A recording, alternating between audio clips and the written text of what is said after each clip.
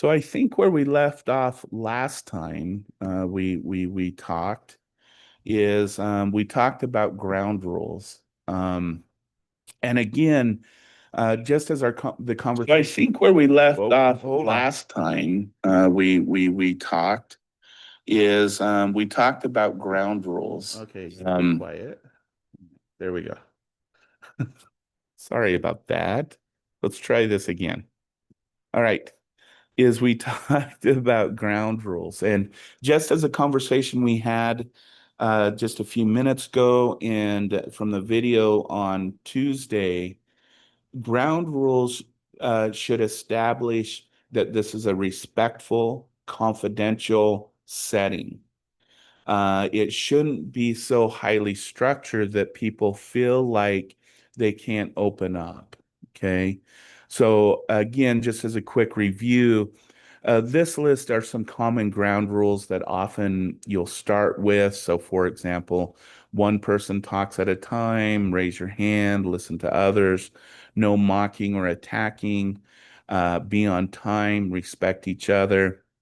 And then usually before this one, they go over the confidentiality rules, but then in the rules, you kind of emphasize again the notion of confidentiality, what is said in the group stays in the group, and those kinds of things. Okay. Um, and then commonly you go, is there any other rules that the group would like to have? And as I've mentioned in the past, some groups say, no, those are fine, let's go with them. Others will get down to no gum chewing, no eating, no, and whatnot. But you let the group make that decision, usually in a democratic or a consensus way. So if someone says, I don't like it in groups when someone's chewing gum, you say, okay, so do we want to make a group rule that during group time we don't chew gum? And you kind of do either a vote or you have them do a discussion on it and come to a decision on it. Okay. Um, but like I said, some groups will stick with your core group rules that you start with. Some will add and get very, very specific. Um, and whatnot. Some will say, well, if we're going to start on time, we need to end on time. And so I have seen that too. But again, the common ground rules are just to establish the safe fencing around your group, that they feel safe where they're at, they feel respected. And for those, as I think it was Tammy stated about those quiet ones, that when they do have something to say, they feel safe in stating it, in speaking up. Okay. Um, where I want to head down is kind of some of the common group process. Okay. Now, some groups are what we call manualized groups. So it will specifically state this is how you start, this is what you do next, this is how you end. And so it really is dependent on whether you're teaching a structured group or whether you're teaching a more one that you've designed or one that is based upon some theory like cognitive behavioral therapy, but you as the facilitator kind of set it up. So this is kind of a general kind of uh, group process in a single meeting is usually, again, you start on time. In the start on time thing, I would state this, and this is important. You do need to work with the culture you're working with. Okay. Um, for example, the start on time, when I used to work up in the north, in Idaho, Montana, and all those, they were very time oriented. And believe it or not, there were some groups where the group facilitator, if the group started at 5 p.m., the group facilitator would lock the door at 5 p.m. and start the group. They were very much, you're here before time starts and you go through the group and you end on time. And so they were very time oriented. When I've done groups more in kind of the southern areas in the Yuma area, the Southern California area, those kind of places. The start time is usually the arrival time. And it also will include some first socialization and some uh, reuniting time. Okay.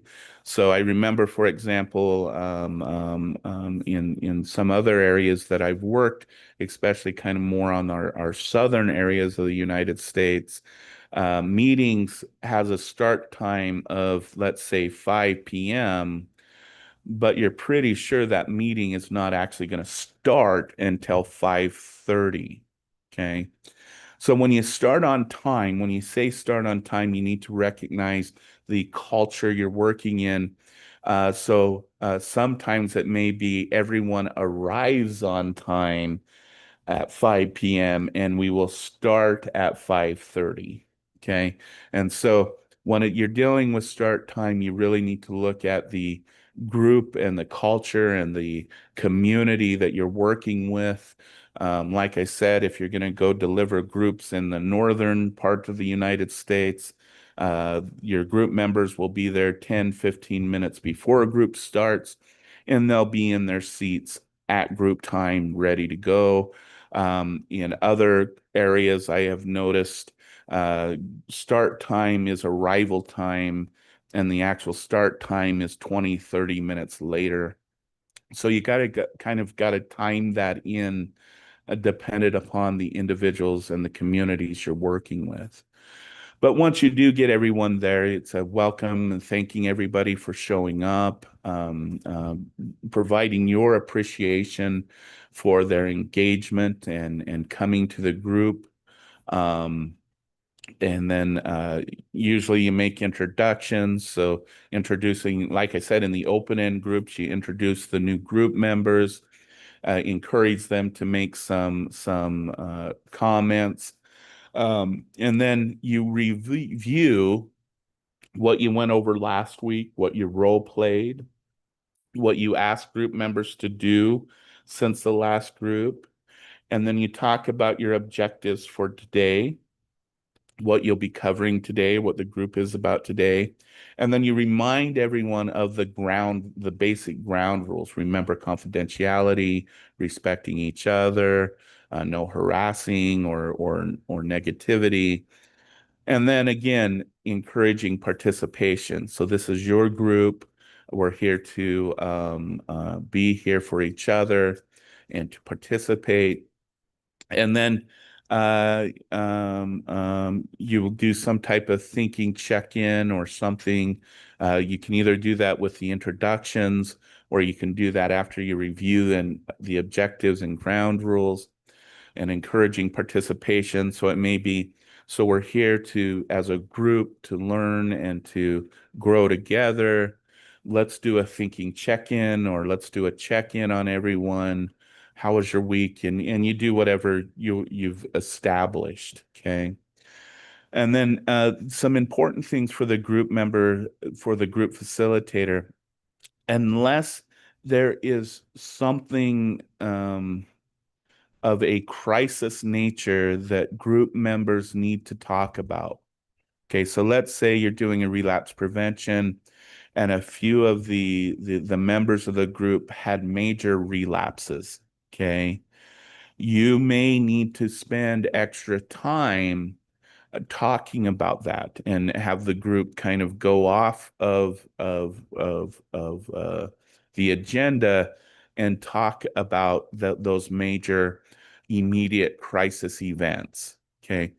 But in general, what you do want to do is stick to the agenda, and and the reason why is one of the ways that a group members will not show up again is if they feel like they come to every group and they talk about the same thing. They go over the same stuff. They rehash the previous week and the previous topics. And they feel like, if you want to think about it, they feel like this is just a stagnant group that isn't growing and developing. So, as a group facilitator, you need to make sure that you are moving the group forward, that and this is what is meant by sticking to the agenda, is making sure that every group, the group members walk away with something new, some type of skill, some type of coping, some type of understanding that will help them continue on their growth journey. Okay. Um, and then with usually every group, you seek commitment um, um, for each group members to engage in whatever skill or coping mechanism that you went through in that group. You seek commitment for example, in an addiction group to continue sobriety as an example. Um, and then you bring closure to each items that you talk about and you summarize the results and follow up. So these two are kind of combined, where you go through and you say, okay, gang, this is what we've talked about. We've kind of brought this topic to its end. And then we then seek each item that we discussed, and we summarize the major things that were discussed by your participants, okay? And provide some type of follow-up. Okay. This is this one right here, this summarizing results and follow-up, is kind of your last chance to tell your group members that you are there, you listen, you understand, because really, and we'll get to this skill in a little while, this is where you're going to do your last reflection on what you heard in the group, and that you were fully engaged, you were there, and you were present. Okay. And then you thank participants, encourage them to come back, and then you do some type of close the meeting. Okay. Closing the meeting may just be just saying simply, we will see you next week. We're now adjourned, or I'll look forward to seeing you next week. In some groups, they will do some type of saying, like, for example, in AA, they do a kind of this final kind of prayer thing, where they continue their commitment to their sobriety, as an example. Okay, so those are all kind of ways of doing some group kind of chant, some type of commitment, and those to kind of close out the meeting, and that also provides finality. The one thing I would recommend doing is always closing your group in the same way, so that group members know that it's ended and it's time now to move and grow and develop. Okay. All right. So, some asked about preventing disruptions. Okay.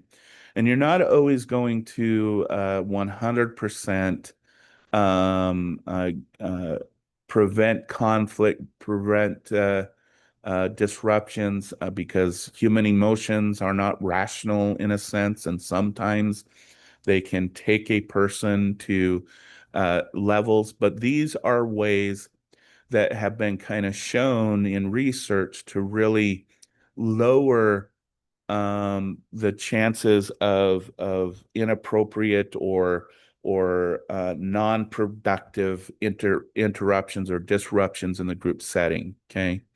The first one is getting that agreement early about being respectful for other people's time, about not being harassing or aggressive. And as I said last week, it's important to provide examples, um, because sometimes highly aggressive people don't know what looking aggressive looks like. And so making sure you give good behavioral examples and getting agreement that this group is a respectful, confidential way. The other thing that we have found is when the facilitator does two and three. Okay. Is that they model or role model listening and showing respect. Okay. And you'll notice this is listed twice because listening and showing respect at the same time is different than verbalizing showing respect. And this is kind of why they're separate. Listening and showing respect is that you're oriented to the person who is talking as the facilitator. That you're not, when someone is talking, you're giving them your full attention. You're engaged with them. Your body is oriented towards them, and that you're not looking around seeing what the reactions of the other group members are or paying attention to side conversations or being distracted by other behaviors or things in the room. Okay. The third one that says show respect is when you actually call other group members on their disrespectful behaviors. So this is when two other group members start to whisper and talk as someone else is talking, uh, asking the person who's talking, saying, "Hey, Joe, hold on just a second. I want to hear what you say." And then you physically orient your people to the disruptive people and say, "Guys, Joe is talking right now. Uh, what you have to say, can we discuss it after Joe is done talking?" Okay. What are you modeling there? You're showing Joe respect.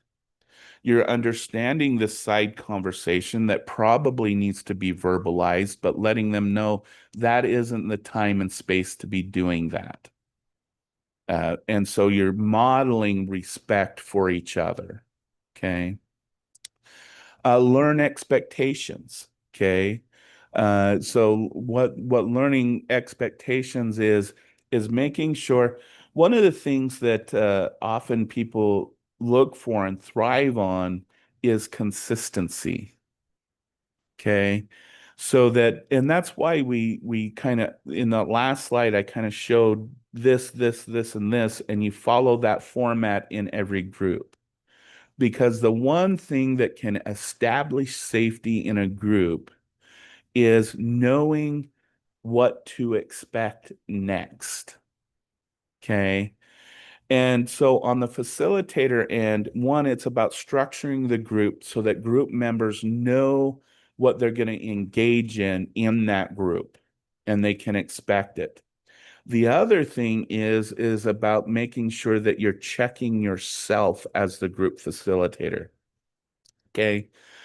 Sometimes group members will do one of two things. One, they will tell a dramatic story because it's truly trauma to them. And sometimes they will say it in such a dramatic way because they've never been listened to in the past. Okay. And so they fill it with a lot of emotions and feelings. And I'm saying they do feel those emotions and feelings partly because of the trauma they experience and partly because no one has ever listened to them. Okay. Other on the other side of this is people will tell trauma or dramatic stories in order to test the consistency and the response of the group. You will often see this in teen and adolescent groups, where the teens and adolescents will say something um, uh, very dramatic in order to see if the group members are going to respond to them aggressively, if they're going to get mad at them, if they're going to be surprised and whatnot. And so one sometimes when a group member says something dramatic, it's usually in one of those two categories. Either they weren't listened to or they want to test the group and see if this group is really supportive and is going to be there for them. Okay. Um, and so As a group facilitator, it's important to keep your emotional reactions in check. And remember that if you start to get surprised and start to say things, oh, I can't believe that happened to you. Oh, that are statements that in the first example I gave, they go, oh, that's what people told me in the past. They're not going to listen to me. In the second one, they're going to go, oh, okay, I've heard this from these people in the past. I'm testing them. So they're going to test more. Okay. It's important as a facilitator when a group member is saying something very emotionally charged that you respond in an emotionally intelligent, empathetic way, that you keep a moderate tone.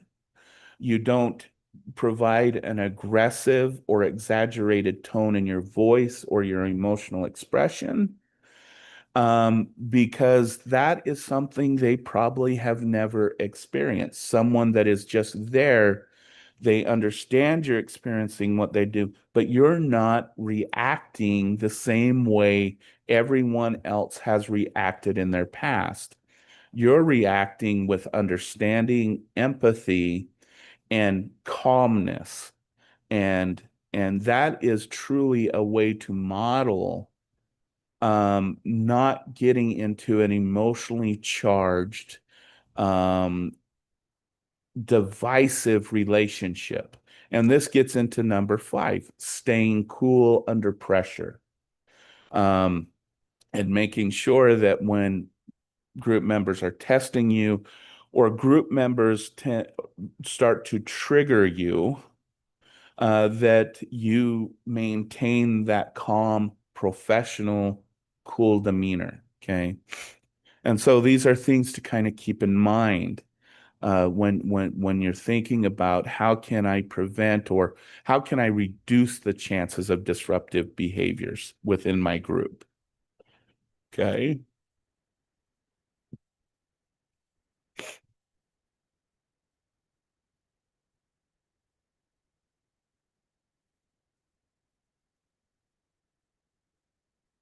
So some of the things that I kind of want to mention, these are some common behaviors that disruptors kind of try to do in order to disrupt the conversation. And again, I gave two categories in the last example.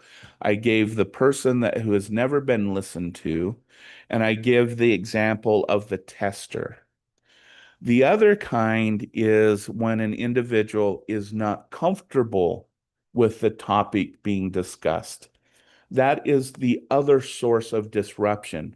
When what's being discussed challenges their ideas and beliefs and attitudes, or that it's such a sensitive topic to them, it's part of their trauma that it becomes very uncomfortable for them. And so they will try to do some type of disrupting behavior to stop that conversation because it's trauma inducing for them. Okay. So this often occurs when the individual tries to dominate the conversation. And in some cases, they'll start to intimidate others. Like, for example, they might be hearing a story that they're uncomfortable with, and they might start saying, "Well, I think you're just weak. You could have got through that just fine." Or, huh, that's ridiculous. Okay. They can also build tension. Okay. Tension is often built through more nonverbal chains of communication than necessarily verbal. So it is the kind of snarling, it's the type of eye contact, angry faces, those kinds of things. And that's why in the beginning of class, I mentioned that as facilitators, we need to become experts in hearing verbal language and reading nonverbal language. And again, this goes back to the conversation that we've kind of had, but will continue to have on emotional intelligence. Okay. Someone expressing doubt, it was mentioned earlier. I've been through this group over and over and over, and it doesn't work. Okay. Side conversations where two group members start to go off on the a topic and they don't engage in the rest of the group. The if these fell category, it's going to set me into a spiral. So I'm just going to tell a group member might say something like, okay, I'm going to try this, but if it doesn't work, I'm just warning you, I'll probably relapse or I'll probably just spiral into my disorder. So I hope it works. Okay. And the last one is last resort. Disruption can occur when person starts talking about this is my last thing. If I fell at this, I'm just going to be an alcoholic, or this is my last attempt at trying this. Okay. And those are all attempts. If you want to think about these and if you listen to these, it's all an attempt to convert the conversation, to get away from what is being talked about. Okay.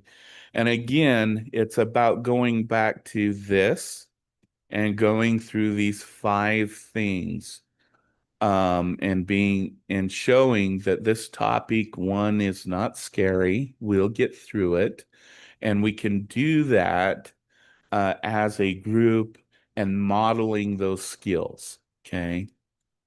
And again, I will say this, as I said earlier, this stuff is not foolproof, but it can definitely help decrease the probabilities of these things occurring.